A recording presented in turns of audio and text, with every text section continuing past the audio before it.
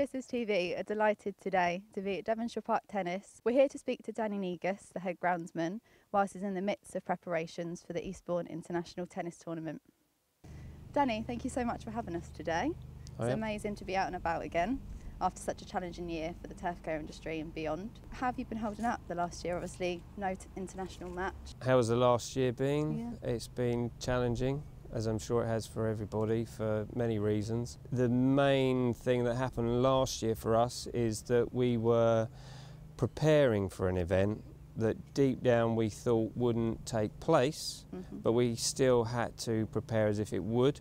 When the first one, the international, dropped by the wayside, we had to prepare for the next events, and obviously globally things were getting worse, so you knew eventually the season was called off. But it gave us a lot to think about, what we could do to make it a positive movement forward for us, yeah. Okay, so I think you briefly touched on it in our question time event last year, but did you keep your full team intact? We're employed local authority, so we're a local council. Tourism is vital to Eastbourne as a town, and we were very fortunate that the backing was given, that we was one of the only departments that didn't face any furloughing. So you have to justify that decision, and hopefully we did justify, you know, the boss's decisions not to. Did you have any plans on the horizon of things that was halted due to the pandemic? When something doesn't happen, it's like any challenge, anything you face, it's down to you to either try and make the best of it or look at it as an opportunity. And we were faced with a chance to actually do major renovations that would not have an impact so quickly on the end user. So we had to take it. Yeah, we did. So it was, funny enough, it was quite a positive step forward for us and not a negative one, so it's different. Has the ground been utilised in any other way, having no international? Because I know that we've spoken to people in the past and they've had testing centres like plonked on their surfaces. Anything like that? Or? Not directly on the surface. The actual, the walls that surround us are now known as the Devonshire Park Quarter, or the Devonshire Quarter, sorry. As far as the surface itself, we opened it up to the public to give them an opportunity, and it was very well received. So looking ahead to this year, are the courts where you want them to be? And also, did having the international halted last year, has that helped you or hindered you in any way? Twofold. The courts will never be where I want them to be, and you just have to accept that your pursuit of perfection will never happen. This is what you've got to do. Where am I viewing that they'll be from having no tournament last year? I personally feel they're going to play really strong, really strong. I think they're going to be consistent because of the work that we undertook in that gap. So now I've said that, they better be. With this year's event obviously being different in terms of having a reduced crowd, how is that for you personally and the grounds team? Is it better, is it less intrusive, or is it going to be harder for you now there's more protocols and restrictions? It's a good, tough question because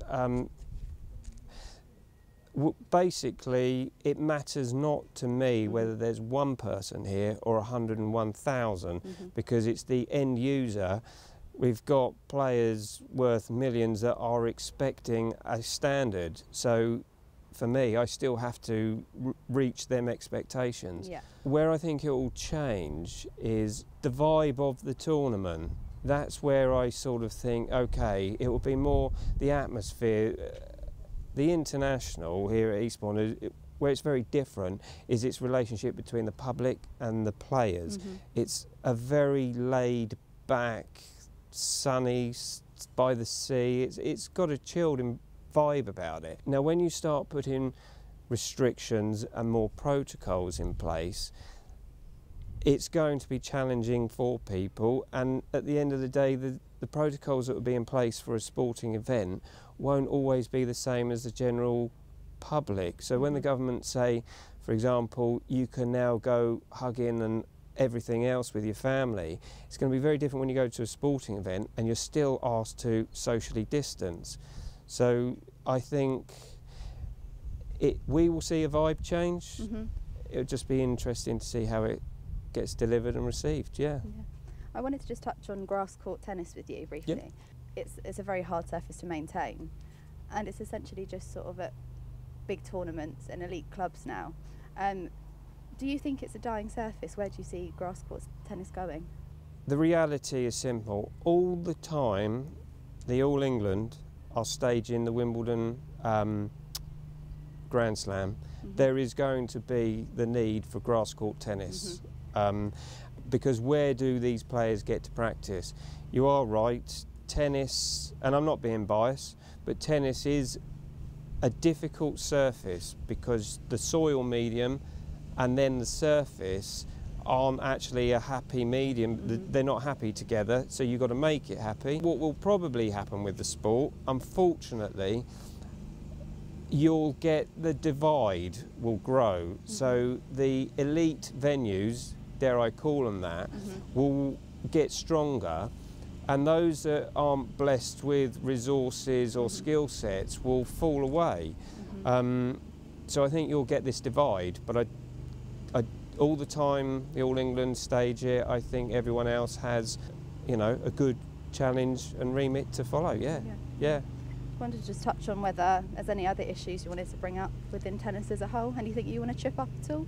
By listening to you, the one thing I do think tennis has in its favour is it is a very different surface, mm-hmm. as in the heights of cuts we do, etc. There is this divide between the mentality of groundsmanship and greenkeeping, mm-hmm. yet I think tennis is a real nice marriage between groundsmanship and greenkeeping, because we do a lot of greenkeeping skills in a groundsman's environment, mm-hmm. so it's quite different. So I do think tennis has a lot to offer mm-hmm.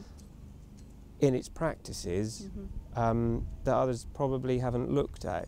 So I think tennis should be praised for what it does.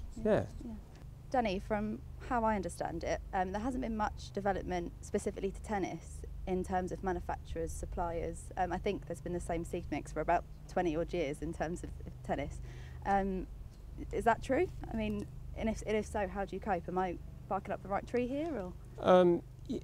Short answer, yes. Yeah. The reality is that the industry is small, and we're a very small part of that industry. We've already said about how many venues there are becoming less of, you know. So I can understand that the research and development for this sport mm-hmm. is going to be limited. There's many equipment out there that we've taken from golf, mm-hmm. we utilise here. There's, for example, say hybrid. It was about probably just over 4 years ago, I started looking at hybrid courts mm-hmm. for here. There's an element of me, I've got to be honest, that look, if we can stay all natural, fantastic. But that doesn't mean that's how it'll be. Mm-hmm. Seed mixes, we used to have our own custom seeds that we had, specially bespoke.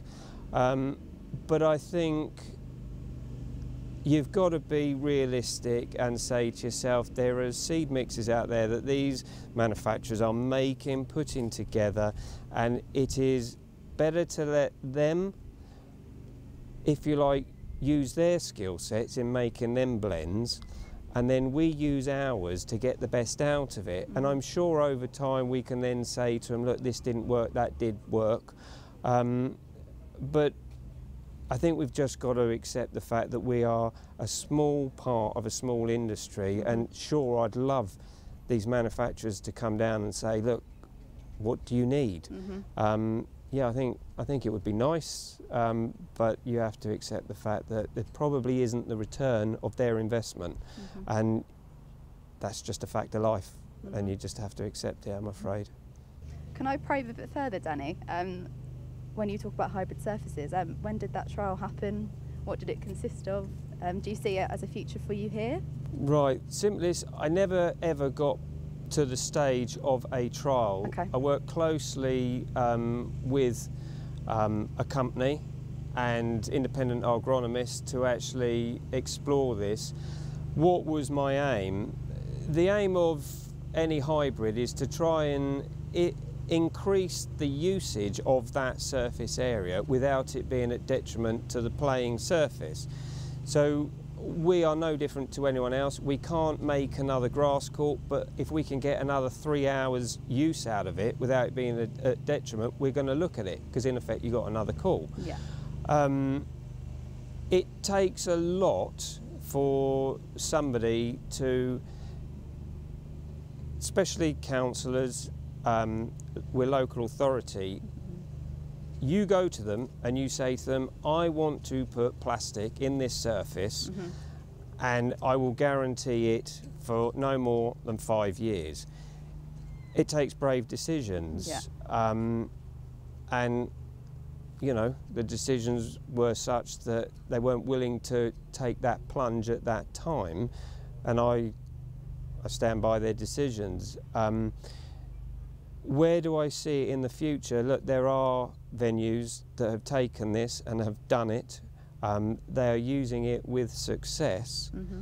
So now I'm starting going, well, I want to fight and go the other way and never go, but it will never happen. Yeah. But I think you want to get the most out of your surface, so I'm sure it will be looked at in the future.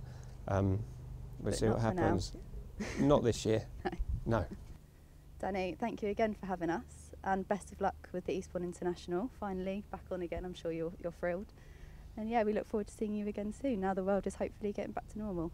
Thanks very much, and it's really nice to see Turf Business out and about and coming back. So thank you for your tough questions. Thank you, Thanks. Danny.